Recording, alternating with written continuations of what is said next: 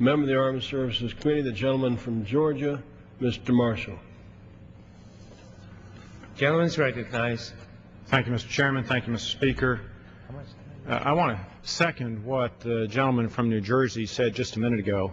I'm not going to get into the details of the Armed Services Authorization part of this bill, except to simply say that we do an awful lot of very important good things for our soldiers, their families, and for the defense of this country in this bill.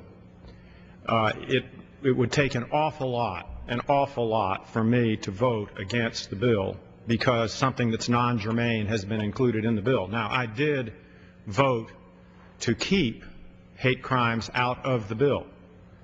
That didn't work. I can't tell you how often in this chamber I've had to vote on bills that included things I didn't want in the bill. It is rare that we have a bill, a large bill, that doesn't include all kinds of things I would prefer to not be in the bill.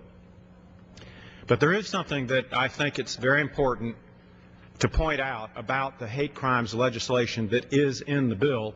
It's language that was added by Senator Sam Brownback on the Senate side, and it is language which addresses the principal concern that I hear from my constituents about hate crimes legislation.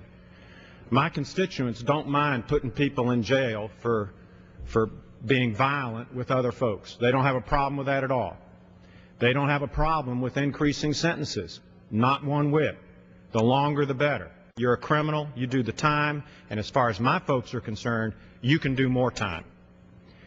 The worry was that somehow the right of individuals, of pastors and others to criticize behavior, to talk about sin, that somehow that right would be infringed, that free speech would be chilled.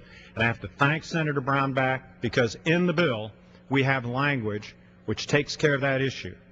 On pages 1366 and 1367 of the bill, and I'm going to read some of that language just so that folks who are watching this and listening to this, I may not have time to do it.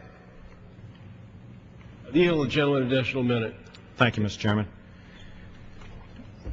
Nothing in this division or amendment made by this division shall be construed or applied in a manner that infringes any rights under the First Amendment of the Constitution of the United States, nor shall anything in this division or amendment made by this division be construed or applied in a manner that substantially burdens a person's exercise of religion, regardless of whether compelled by or central to a system of religious belief, speech, expression, or association, unless the government demonstrates that application of the burden to the person is in furtherance of a compelling governmental interest and is the least restrictive means of furthering that compelling governmental interest if such exercise of religion, speech, expression, or association was not intended to plan or prepare for an act of physical violence or incite an imminent act of physical violence against another.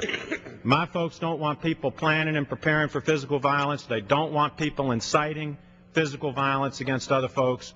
They want people to be free to criticize, to argue, to speak, to condemn sin. I think Senator Brownback has hit it exactly right. Thank you, Mr. Speaker. Gentleman from South Carolina. Mr. Speaker, I yield.